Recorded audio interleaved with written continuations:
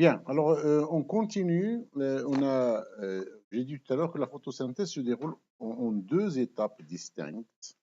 La première, on va l'appeler phase photodépendante, qui se passe au niveau de thylakoïde. Alors, donc, la feuille capte la lumière, il a de la chlorophylle et photolyse l'eau.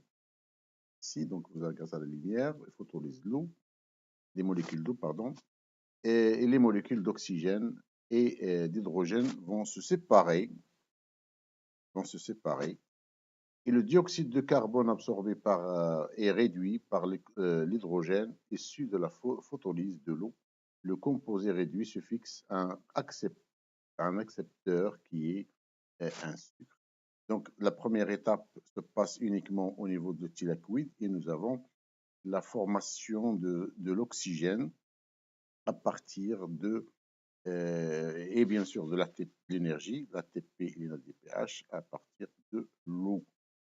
Et deuxième phase qu'on va appeler donc, on a l'absorption de la lumière, la photolyse qui fait bien sûr cette réaction et la formation de l'ATP à partir de l'ADP+. Et deuxièmement, vous avez la deuxième phase qu'on appelle la photo-indépendante, qui se passe cette fois-ci au niveau du stroma. Et dans ce cas, il ne nécessite pas de la lumière. Il se passe au niveau, bien sûr, du cycle de Calvin. Et il y aura la formation de la matière organique, en forme de sucre, ici le C6H12O6, et bien sûr la formation de l'eau.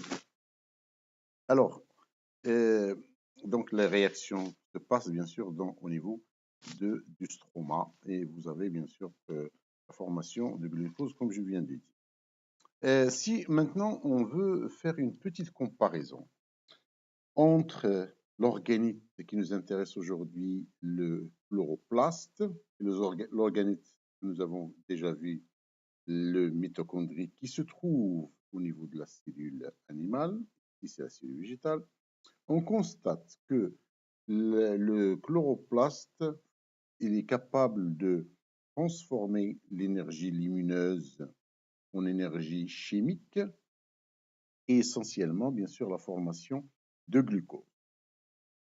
Ce glucose-là, normalement, il doit être utilisé par les animaux ou l'homme pour, bien sûr, avoir de la chaleur. Donc, d'ici, on peut dire que tous les animaux et les êtres vivants, enfin les animaux et l'homme, ils dépendent bien sûr des végétaux. Donc, il y a une complémentarité dans ce monde entre les végétaux et les animaux. Ça, c'est très important.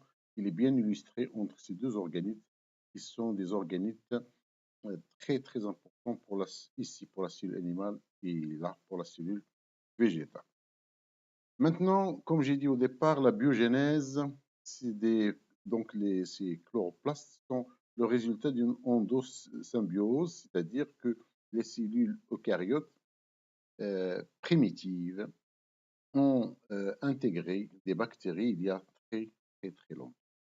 Et pour l'origine de donc pour les plastes que nous avons vus, pardon, les plastes, vous avez une seule origine, ce sont des proplastes qui vont donner par la suite, suivant l'évolution, plusieurs types de plastes. On connaît maintenant les amyloplastes avec une couleur jaunâtre, brunâtre ou blanchâtre, et les chloroplastes avec une couleur verte, chloro ça veut dire vert, et lorsque vous avez des végétaux, des fleurs, etc., des fruits qui sont rouges, ils ont des chromoplastes. Donc retenez ça, chromoplastes, chloroplastes et amyloplastes.